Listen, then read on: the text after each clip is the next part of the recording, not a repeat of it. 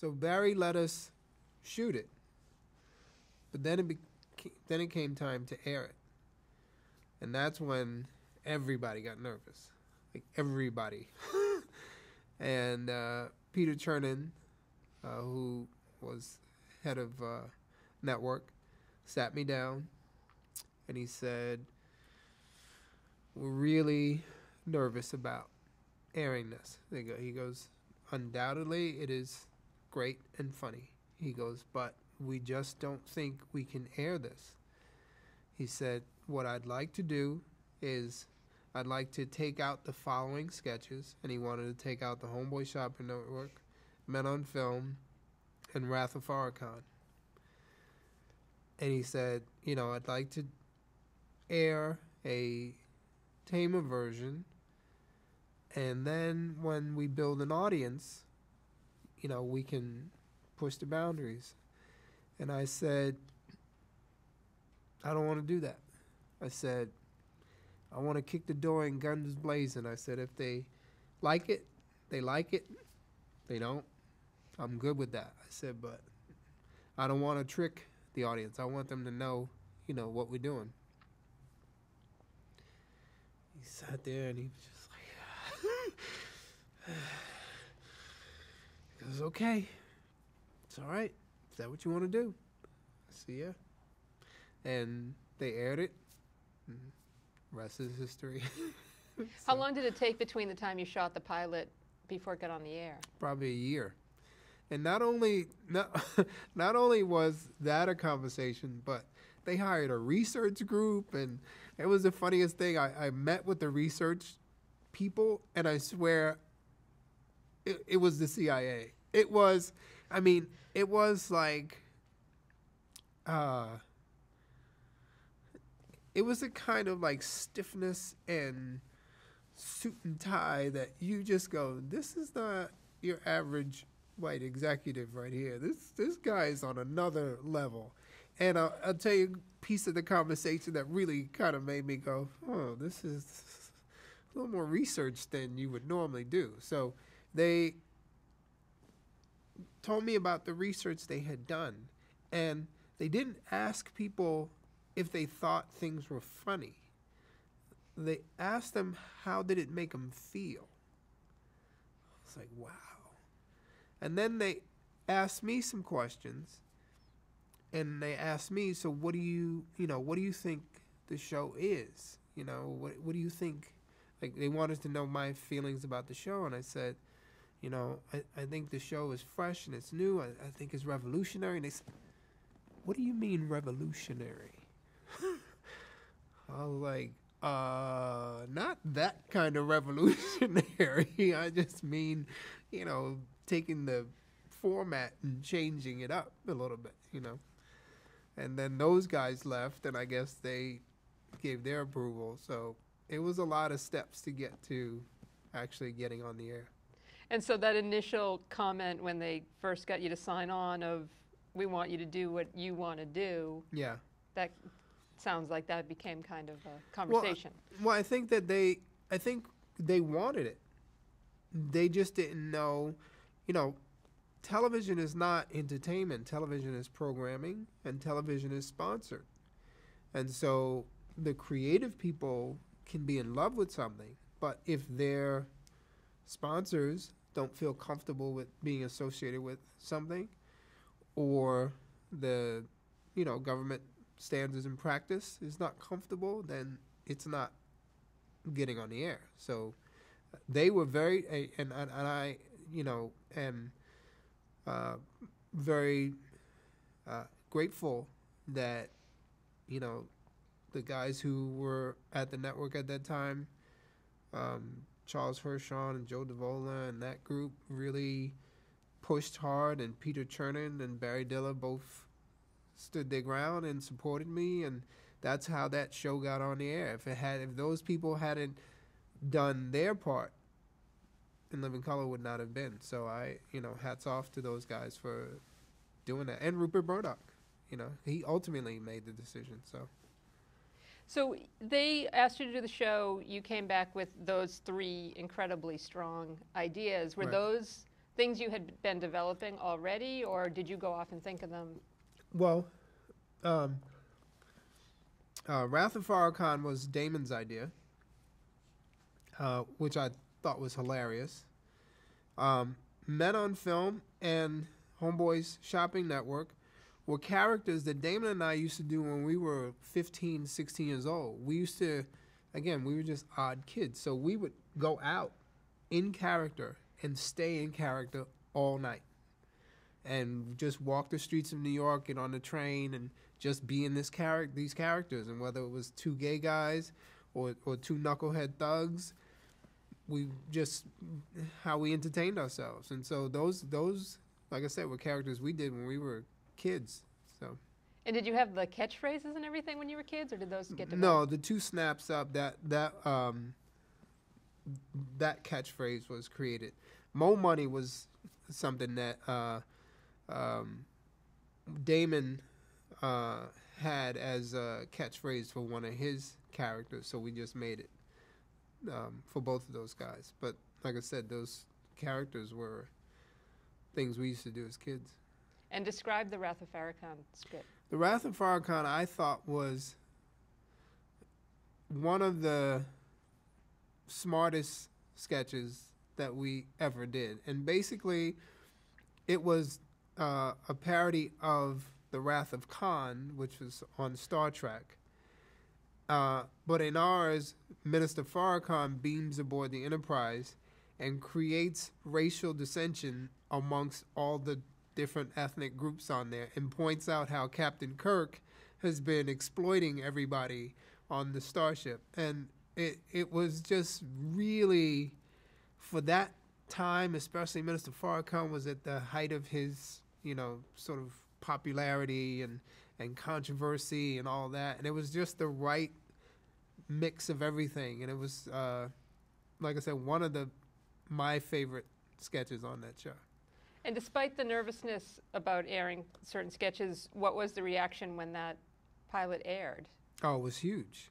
It was huge. It was something that had not been on television before. Like Archie Bunker, it was just a show that people were just like, I don't know if this is brilliant or the end of the world. I'm just not quite, but they had to see it. What was on TV at the time that you could compare it to? How was it different? You know what's funny? I don't really know what was on TV at the time because I wasn't really into TV. And that's the truth. I don't even know what other shows were on TV. I know what other shows followed, like Married with Children and Simpsons, and television just started to get more and more progressive after that. But I wasn't a TV watcher at that time. So what was your inspiration for sketch comedy shows like that? Oh, Saturday Night Live. I always wanted to be on. I auditioned for Saturday Night Live, and I didn't get it. Damon was on Saturday Night Live and got fired.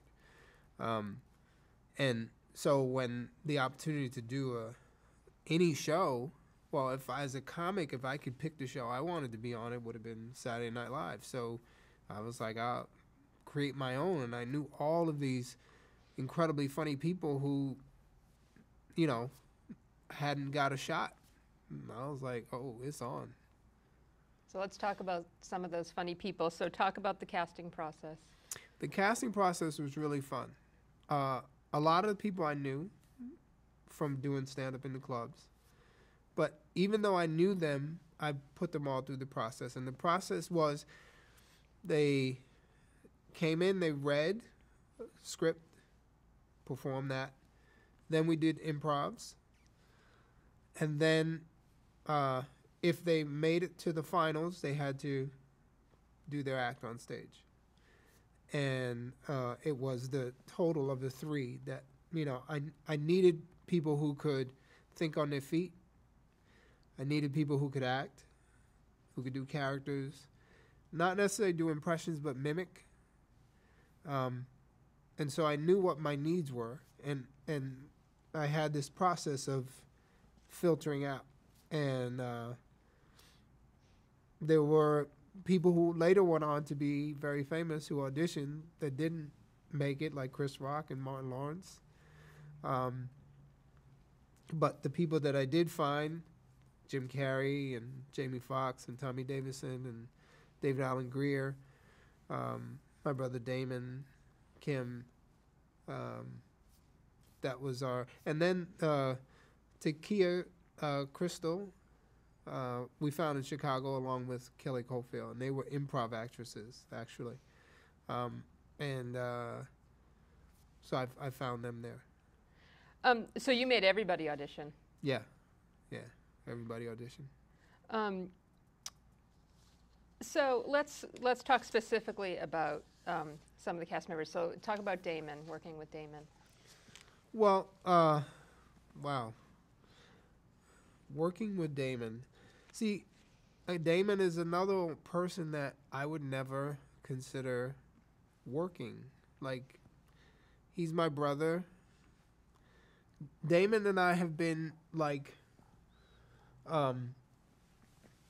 with each other for our entire lives. And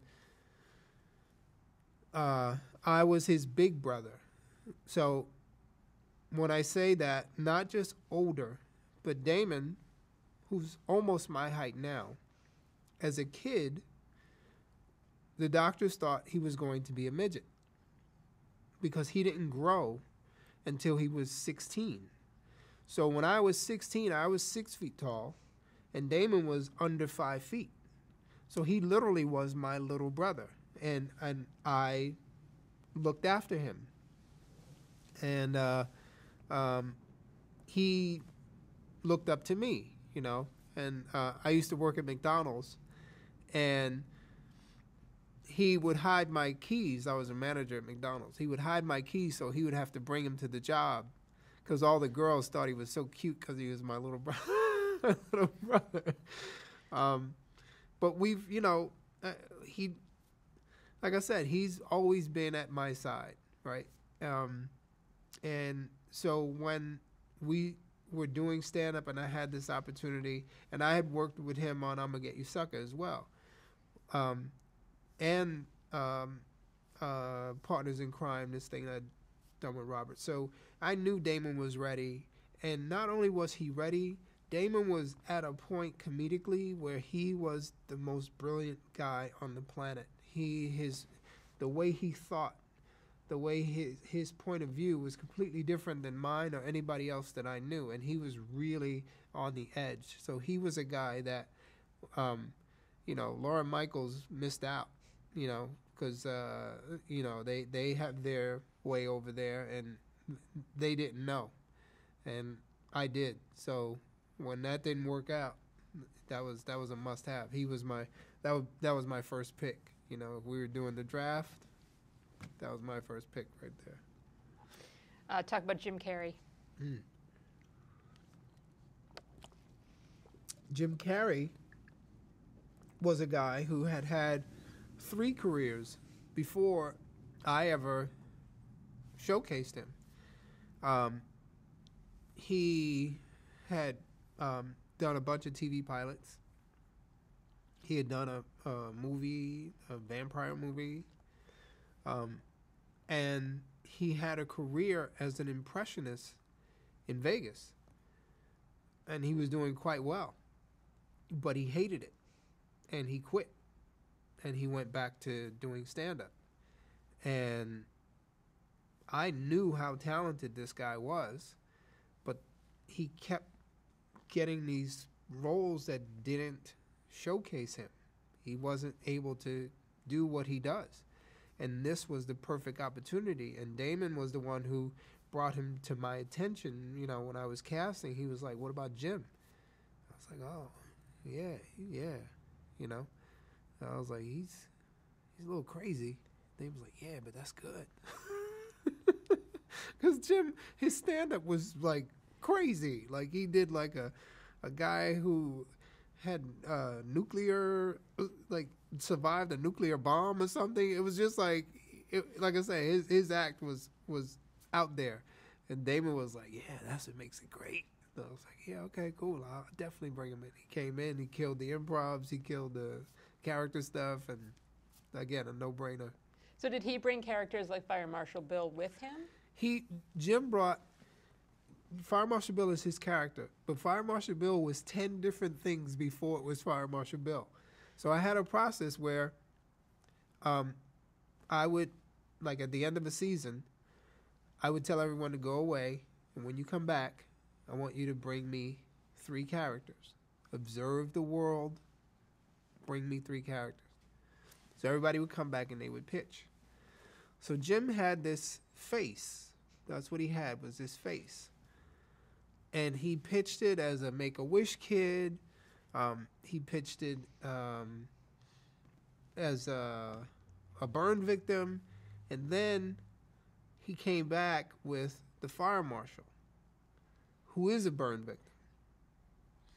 And he had the voice to go with it and the attitude. And I was like, this is going to be brilliant. And so, worked out the sketch. And it was, the first Fire Marshal Bill is so funny that the Firemen's Association was pissed. Like, they sent us all these letters and they were picketing us. It was, eventually he became the mascot, but at first they were like, what? Yeah, but Jim was great. And here's what I love about Jim. And I used to cite him to all the other cast members in that he's an example of there are no small parts. So we had a sketch where he had one line. It was a Homie the Clown sketch. And he was a cowboy. And he comes in, and he had this he had one line. He had this whole character for this one line. And stole his moment, And it was great. And I was just like, that's how you do a line, And that's just how Jim has always approached his work. Every part that Jim has ever had, whether the movie worked or didn't work or whatever, he creates. He creates. He doesn't walk through anything. Talk about David Alan Grier. David Alan Grier is one of the funniest people ever. If you ever spend time just hanging out with David, you will laugh till you're sick. I just heard him on Jimmy Kimmel's podcast, and he did this whole improv about being in a hotel, and you're in a cheap hotel when the same person has every job, and he just did him calling room service and all these other things, and the same person keeps answering and put him on hold. It was so funny, but just like right off the cuff, and that's David. And when I hired David, he was a Broadway actor. Like, he was a drama person to the town. Like, no one knew how funny this guy was. But I had worked with him on I'ma Get You Sucker, and he's just hysterical. And so another guy, like I said, who nobody was looking at, I was like, gotcha. Talk about Takia. Takia was a actress we found in Chicago, and we were at the Regal Theater, and we held auditions, and she came out, and she did this sketch that I eventually put on the show called Black World. And it was so smart and so interesting, and her characterization was so dead on that you could see what a great actress she was. And I was blown away. I was like, gotta have her. What about Kelly? Kelly, same thing. Kelly, what I liked about her was she had a ton of the sort of white female characters that I thought would be fun to have as part of the show. And so that was why I hired her. And she was much more of a traditional actress, and she sort of lost her virginity on In Living Color. What happened was her first sketch was Jim Carrey plays the karate instructor that basically abuses all of his students. And Kelly was his student. and she was supposed to do this. He was supposed to beat her up, and so she had to exaggerate and do this big pratfall and everything. And in rehearsal, you could see she was just stiff, like she had never like let go like that. And afterwards, I had a talk with all the female cast, and I said, I want you guys to understand this. There's no vanity in comedy. I said, the uglier, the goofier, the crazier you are, the funnier you will be. And I talked about Lucille Ball and how she was a gorgeous woman, but you never looked at Lucy and thought, oh, she's gorgeous. You always thought she's hysterical. And that night, Kelly went out there, and when Jim threw his punches and kicks, she went for it. And she got this huge laugh, and you could see her eyes light up. And from that day forth, she was game. Talk about Tommy Davidson. Tommy is the Energizer Bunny. That guy, he has more energy than any human being you'll know. And he's the man of 1,000 voices as well. Tommy's stand-up is so amazing because he can do these musical things. He can sing. He's like an old school entertainer in a very modern incarnation. And that's what it was about him. It's like that skill set I had to have. And what I didn't know is that Tommy did a great Sugar Ray Leonard. And that was the biggest surprise. He did this amazing impression of Sugar Ray Leonard, which was hysterical. But what Tommy was great at was playing the victim. So if he's in a sketch with Jamie, the sketch is going to be 10 times funnier because Tommy is just the perfect victim for Wanda. And we used to have so much fun because Jamie is like an imp. Jamie's a guy who loves to tease. He loves to push.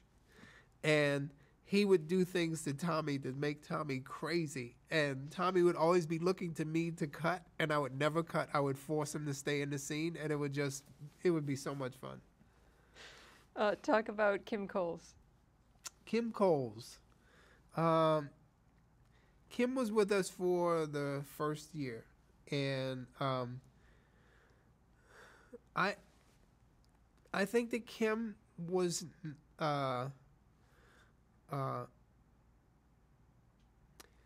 very funny, but didn't follow that rule of letting go the vanity.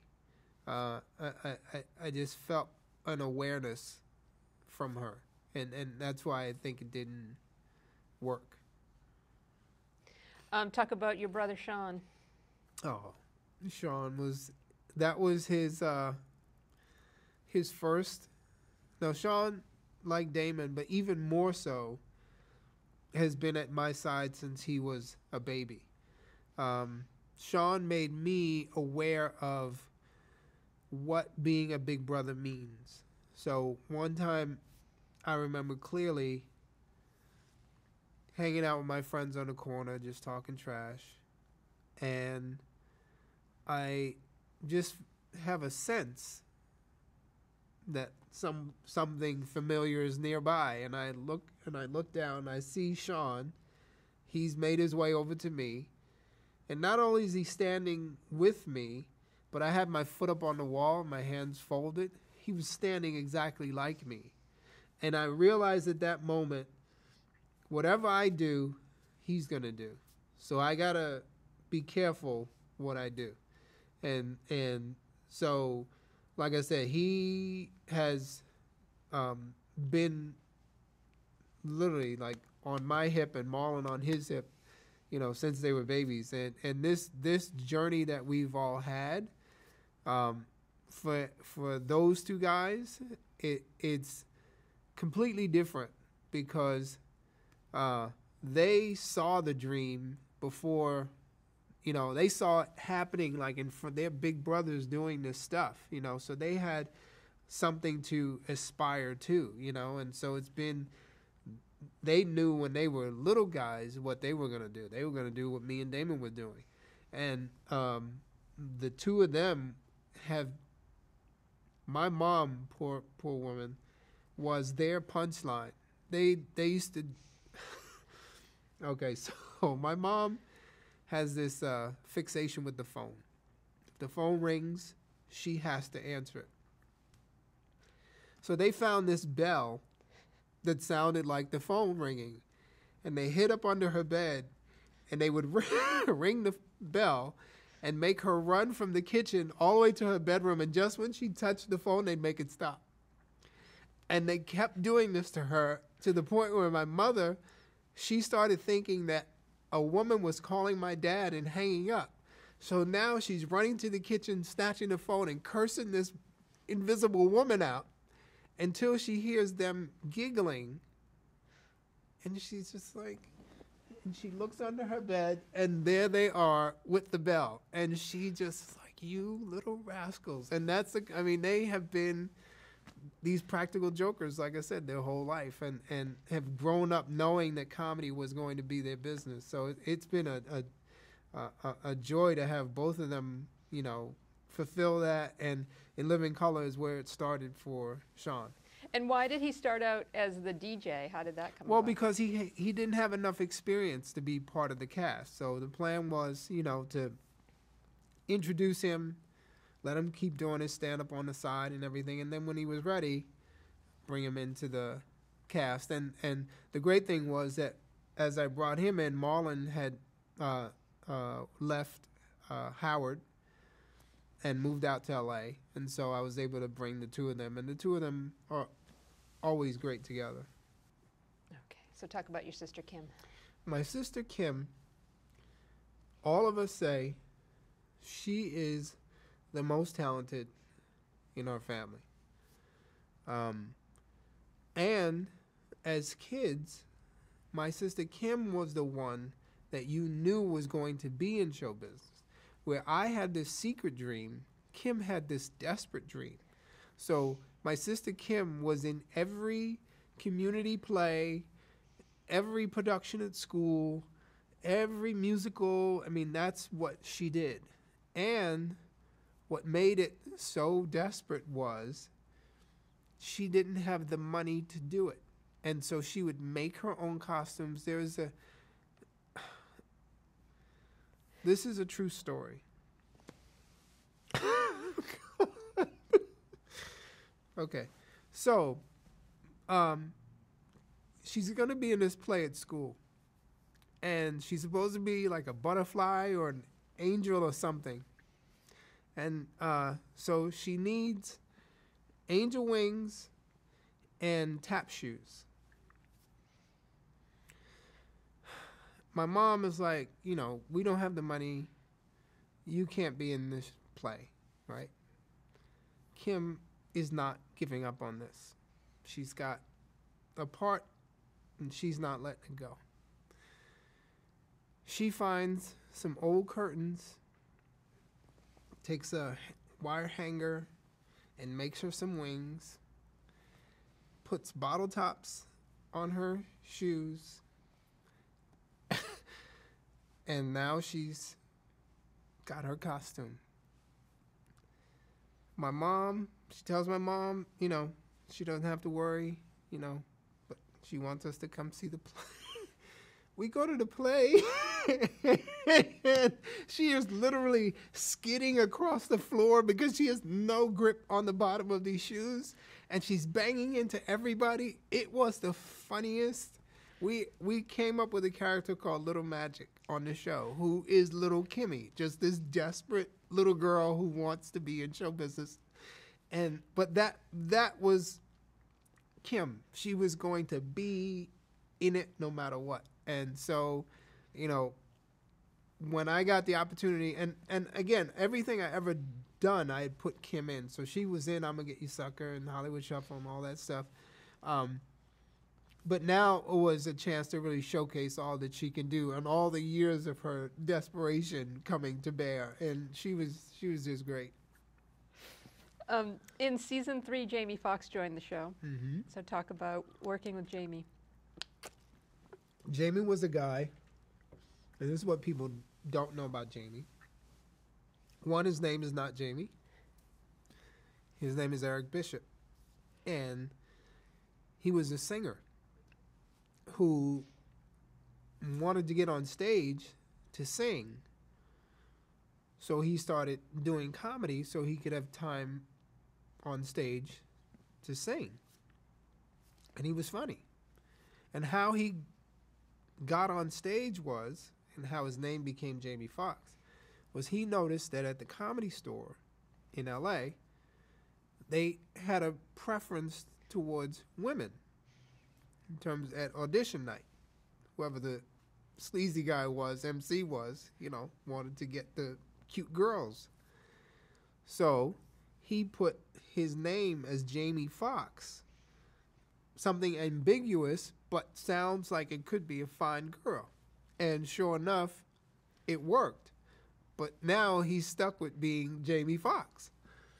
And that's how he got his name. And how I decided to hire Jamie when I was doing my sort of next round of new cast, he came out and he did Wanda as his audition.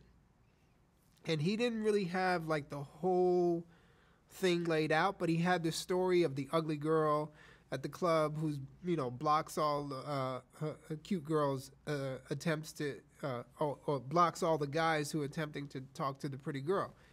And he had the face and the attitude, and I just was like, this will be a brilliant character.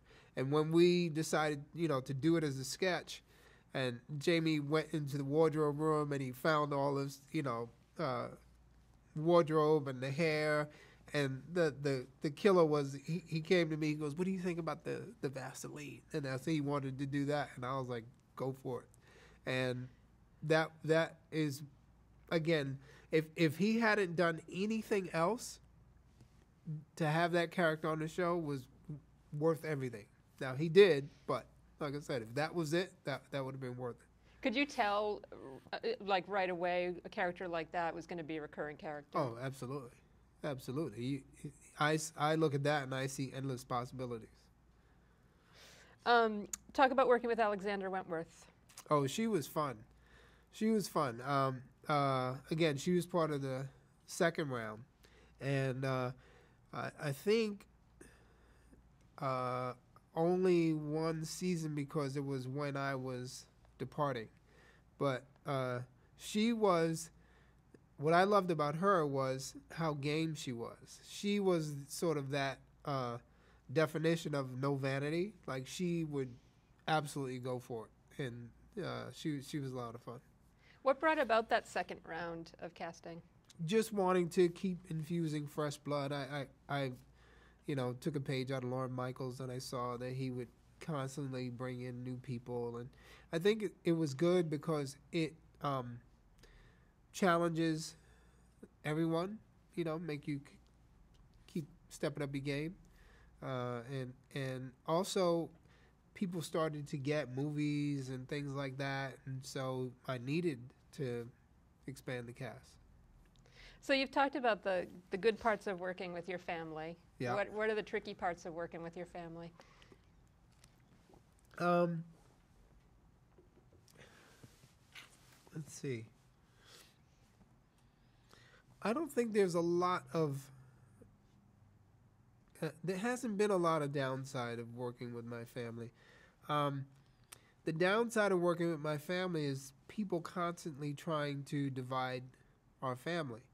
That's the thing, is that, as success continues to come, you have all the vultures, all the people on the side who want to sort of cherry pick their Wayans and sort of break up the family, and it's fine. I mean, everybody can go on and do their own thing, but I feel like there's something special in the family aspect of it, and I enjoy it, and I will always have the desire to work with my family.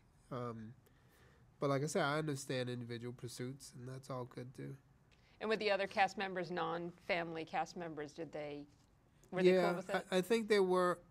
Well, we tried to make it all family, and that's usually the way it is on our projects. Is like everybody. it's not like we have our family over here.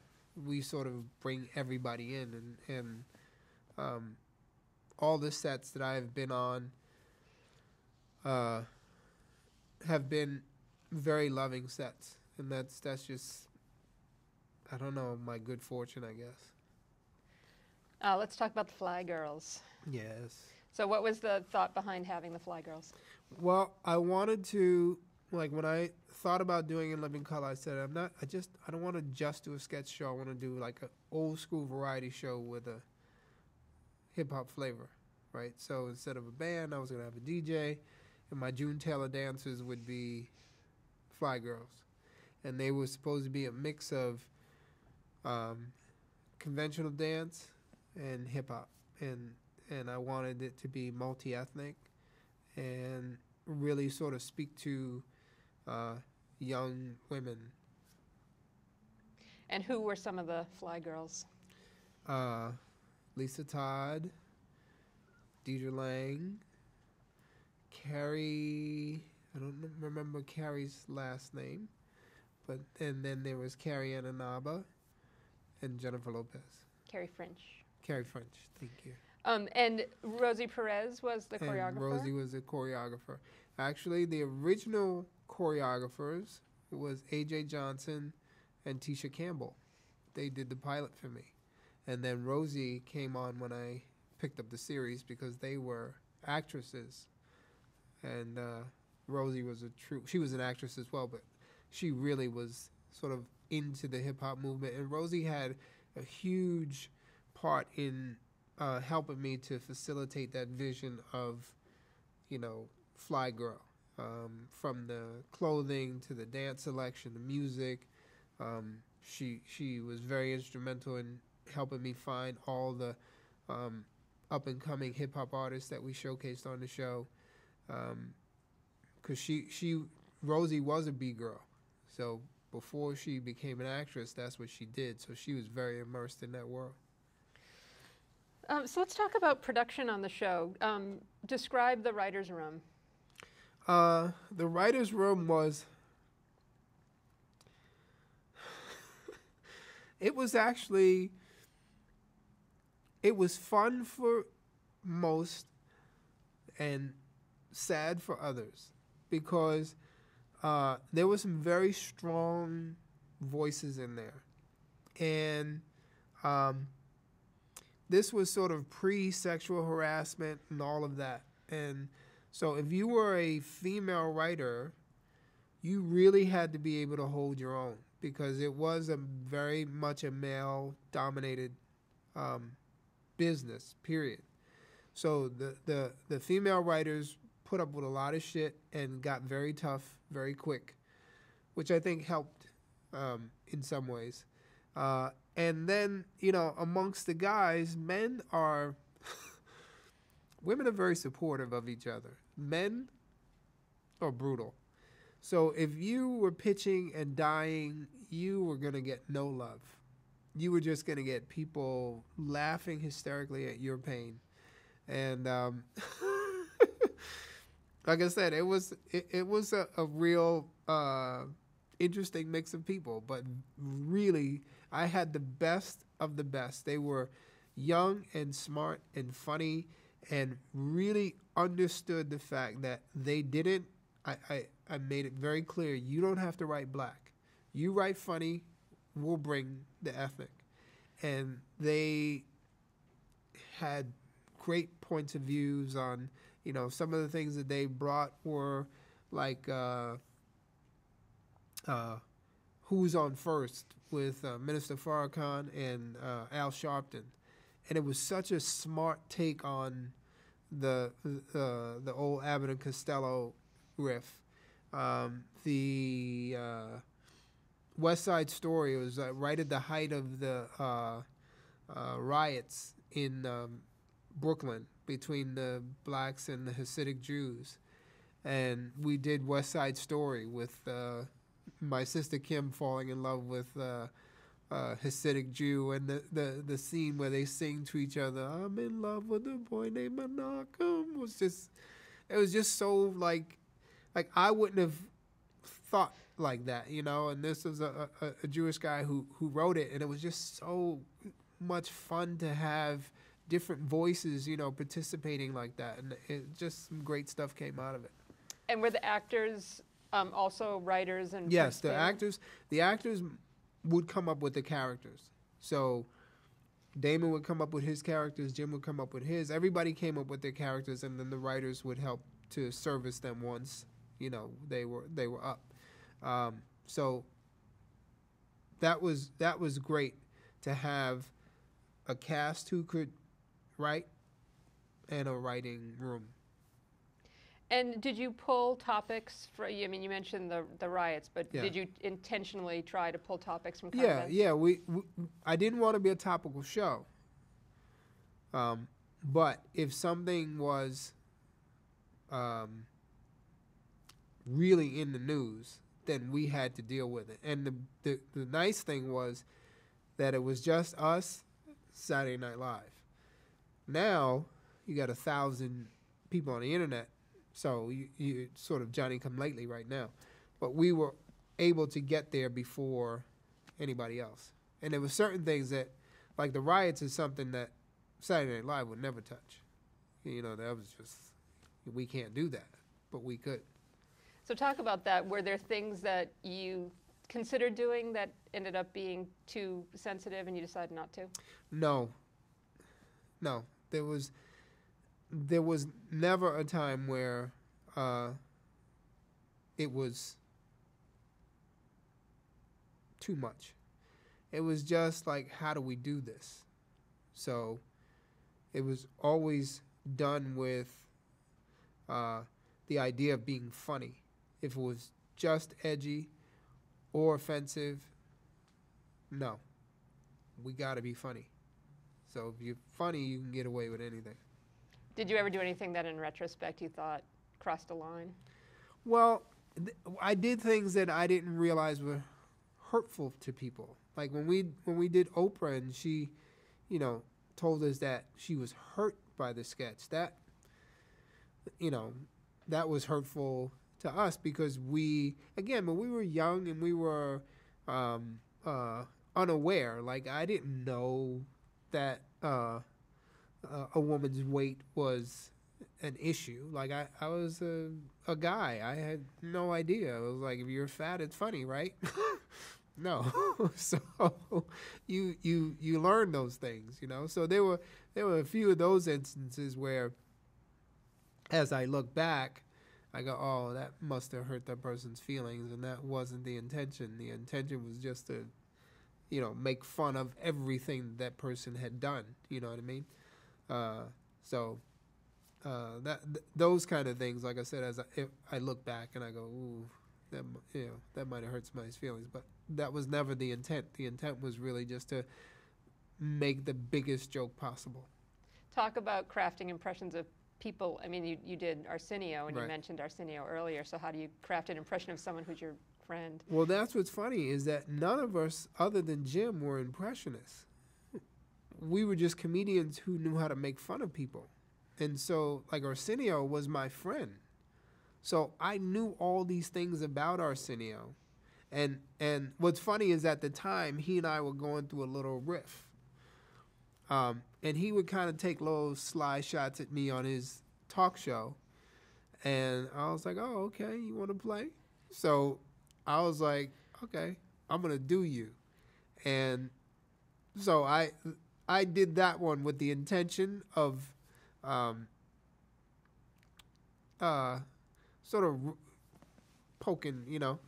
And it was fun. And no one thought that Arsenio could be impersonated, first of all. So that made it even better. And the fact that with the makeup, I was able to get close to his look and add the long finger and all that, and, you know, make fun of his extra energy and his friendship with Eddie and all that stuff was just, you know, it was, I thought it was going to be too inside, but obviously, you know, everybody else saw what I saw. Did you also draw sketches from your own life? Yeah, everything, all the characters. What's funny is the guy Oswald Bates that Damon did, Marlon came up with that when he was like 8 years old. And what happened was there was a guy in our neighborhood who had gone to jail, and he came out, and he was trying to school all the little kids. So he had Marlon and all of his friends, and he was trying to like drop knowledge. But he was so ignorant that he had, he was self-taught, right? So he's like this self-taught philosopher, and he's mispronouncing all these words and everything. So Marlon comes upstairs and tells us, what happened, and we're just laughing hysterically. And then years later, we're doing, In Living Color, and we decide to do this guy as one of our characters. So during the audition process, everybody had to improvise. So Right. did you do a lot of improvising on the show? Yes. On the show, we would improvise. Every second take was improv. So I would tell the cast, put something in your back pocket. After we get the first one, we're going to do another one, and you just go for it. And so everybody had to be good listeners. Everybody had to, even if you didn't have something, you knew Damon was going to have something or Jim was going to have something, so you had to be there. And we got some great moments from that. Can you think of any examples? Oh, like I said, if you look at every sketch, well, I'll give you an example. Okay, we did Riding Miss Daisy. On the second take, Damon climbs into the back seat with Kelly and starts to hump her. So it's just, no one knew that was coming. But almost every sketch, we use the second take versus the first take. So I would say 90% of them have improv moments in them. So talk about a typical production schedule for an episode of a show. So we would, Monday was pitch day. So they would pitch on Monday, get selected. First drafts would be on Tuesday, start rehearsal. And then Wednesday we do rehearsal in front of the studio, get their notes. Then rewrite Thursday, block, and then live audience Friday. And that was every week. So you did an episode every week? Every week, yeah. Where did the title In Living Color come from? I wanted to do a twist on the NBC logo, Live in Color. So I couldn't say Live in Color because it was there, so I went with In Living Color. And what happened with the band Living Color? Oh, yeah. So there was a band. I didn't know that there was a band. My producer, Tamara Rawit, brought it to my attention that this band wants to sue us because they have the same name. And I guess whoever created the logo was aware of the band as well. And the logo was similar to their album cover or something. And so that became an issue that ultimately got resolved. But like I said, for me, it was the take on the Live in Color. I didn't mean to step on those guys. So talk about the original main title sequence of the show. How did you come up with that? I didn't. That was Tamara in the studio, and I just threw the paint. Brilliantly. Talk a little bit about Tamara. Tamara was, I met Tamara. She was an executive at United Artists. And no. When I met Tamara, she worked for Eddie Murphy. And that's how I got to know her. And I had pitched a movie to Eddie's company that they bought, and we had worked together developing that film idea. It never got made, but we worked together. And then she left there. She went to United Artists. So when I wrote I'm Gonna Get You Sucker, she was the only film executive I knew. So I brought it to her, and she read it, and she really loved it. And almost got it made there. Wait, what was it? No, no, no. It was another film company. It wasn't United Artists. It was they went out of business. I forgot, but she went over from there to United Artists. So it almost got made at that company. They went out of business. She went over to United Artists, and that's where it ultimately got made. And she worked with me, on that project. And then when I did In Living Color, she had left United Artists, and I invited her to come work with me on this because we had a really good relationship, and I really adored her and enjoyed working with her. And she was very instrumental in a lot of the things related to the show, like the opening title and the presentation. She's very good at that, and she was, just who I needed to, be sort of in between myself and the studio because she had been in the system, so she was very strong in that area. And I enjoyed working with her. She was great. She was great. Who wrote the theme song? Heavy D. Yeah. Heavy D. I reached out to him and told him what I was doing. I think I might have sent him the pilot. And he went away, came back, and it was like perfect. Like, it was perfect. I was like, wow, okay. I can't ask for anything more than this. And it was awesome. How important to you was the music on the show? The music was, the music is what made it not just contemporary, but in the moment. It made it now. I was a child of hip-hop, but I was a child of hip-hop when it was just bubbling underground. Nobody had ever seen it before. And Living Color was one of the first places, if not the first place, hip-hop was ever shown, because they wouldn't even put it on the air. BET wouldn't play hip-hop. No one would put it on the air. And so I was able to do that. And after that, everybody started putting it on the air. But it was, for me, it was a statement. It was, this is the future, and I wanted the world to see it. Do you have a favorite musical moment? Wow. I think the coolest moment was Public Enemy, because they were the most controversial rap group at the time, and everybody was afraid of them, but everybody loved them. Like, all the kids, black, white, everywhere around the world, was into Public Enemy. And it was like, for me to have the opportunity to break that door down, that was great.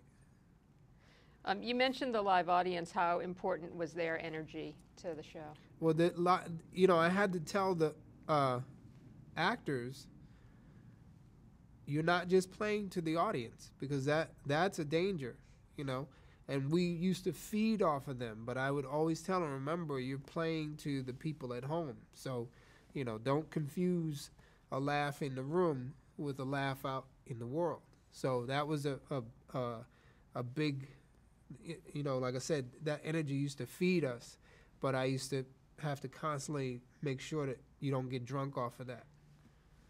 And who was the studio audience? Who was coming to the show? It was just people, yeah. How did directing In Living Color inform your directing process over the years? Well, I didn't direct the show. I would direct the performances, but Paul directed the show. So performance was always, for me, that's what a director does. Everybody else can do everything else. So I still, to this day, don't know about lenses or lights or any of that. I can look at a shot and go, it's not close enough, or I want to be over here, but I'm not a cinematographer, and I don't think that that's my job. My job is the performance, the story, structure, all of that. We've talked a little bit about some characters and sketches, but let's get into a few more. Let's talk about the Brothers. Yeah, that's the Smothers Brothers. Yeah, that's who we were making. We weren't. It's not. We weren't making fun of the Smothers Brothers. We took the stick of the Smothers Brothers and did the flip on me and Damon being two sort of cornball guitar playing singers who are just clueless about their authenticity. And who did the singing for the Brothers? I don't know. It was some studio guys who would do the songs, but we had so much fun doing that. So the myth that the Smothers Brothers actually did the singing isn't true? It would be awesome if they did, but I don't think so. But you know, Tamara might have hooked that up. I don't know, but I like I said, that would be awesome if that's the case.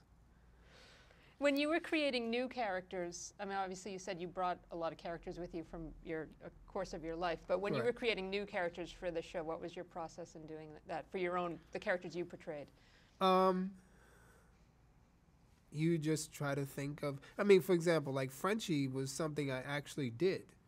So Frenchie was a practical joke that I told you when I was young, I used to go out as characters. So one night I was hanging out with Eddie, and I went to his house, and he was getting ready, and we talking and everything. And in his closet, he has a rack of clothing that his fans have sent to him. So it was all these bad versions of the Delirious outfit. So we were, laughing about that. And I held one of them up, and I was like, you know what? I should wear this out tonight. He's like, what? I said, yeah, I should put this on. He goes, that would be hilarious. I said, all right. So I put it on. And then he had this Rick James wig. I was like, I need something else. So I put the wig on. And then he had a guy that worked for him named Fedorov who had this cheap gold chain with an F on it. So I was like, yo, Fed, let me borrow that. So I put the chain on. And then he had these glasses. They were called Gazelles. And they had like these studs around them. So I put that on, and I was like, that's the look. So then it was like, okay, so who am I? So I said, I'm going to be your cousin, Frenchie, from Augusta, Georgia. And so I started doing, this country bumpkin.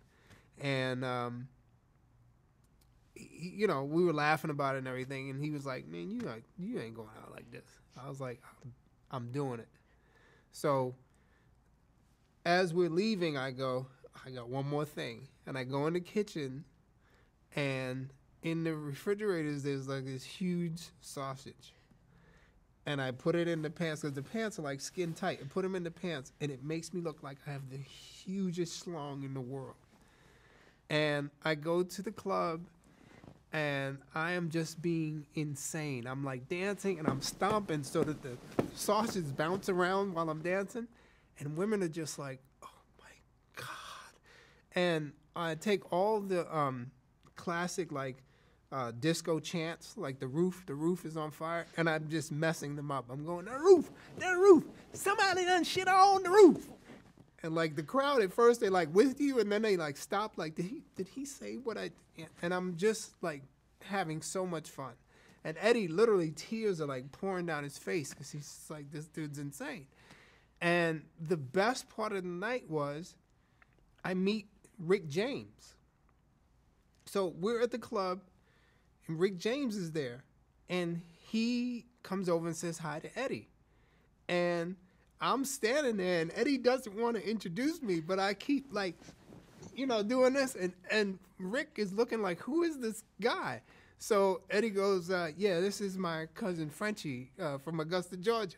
And Rick has a drink in his hand, and I snatch his drink, and I go, what's up, man? And I chug his drink down. And he's just like, what just happened? He goes, I like this man. You gonna hang out with me. And he takes me, and he wants to hang out with me all night now. So I'm in Rick's limo with Rick James and the Mary Jane girls dressed as Frenchie. It was just the greatest night ever. So that's where Frenchie came from. We have to stop and change tapes and hope.